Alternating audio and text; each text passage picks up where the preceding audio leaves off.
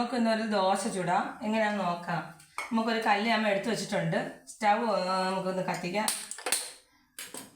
എന്നിട്ട് ആ കല്ലൊന്ന് ചൂടാവണം.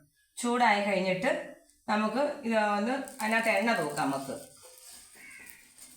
നമുക്ക് നല്ലതായിട്ട് എണ്ണ തൂക്കണം.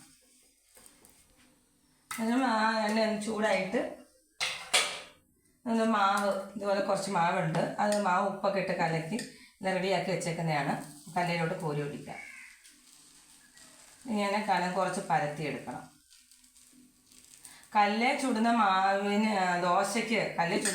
ദോശയ്ക്ക് ഒരു പ്രത്യേക ടേസ്റ്റ് ഉണ്ട്. നമ്മൾ തട്ടുദോശയൊക്കെ കഴിക്കുന്നത് എങ്ങനെയാണ്? ആ കല്ലിലല്ലേ ചുടുന്നത്. ആ ദോശയ്ക്ക് ഒരു പ്രത്യേക ടേസ്റ്റാണ്. കല്ലിൽ ചിലർ വെളിച്ചെണ്ണ തേക്കും, ചിലർ നല്ലെണ്ണ തേക്കും. എന്നാൽ നല്ലെണ്ണയാണ് നല്ലത്.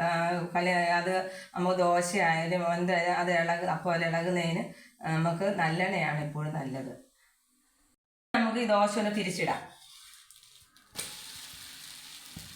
ഇത് ശരിക്കും ഒരു തട്ടുദോശ മാതിരിയാണ് ഇരിക്കുന്നത്. കുറച്ച് ശരിക്കും തട്ടുദോശയുടെ രീതിയാണ്. ഇനി നമുക്ക് ദോശ കോരിയെടുക്കാം ഒരു പാത്രത്തിലോട്ട്. ഇതാണ് നമുക്ക് തട്ടുദോശ. ഇങ്ങനെ ഉണ്ടാക്കുന്ന ദോശയ്ക്ക് ഒരു പ്രത്യേക ടേസ്റ്റാണ്.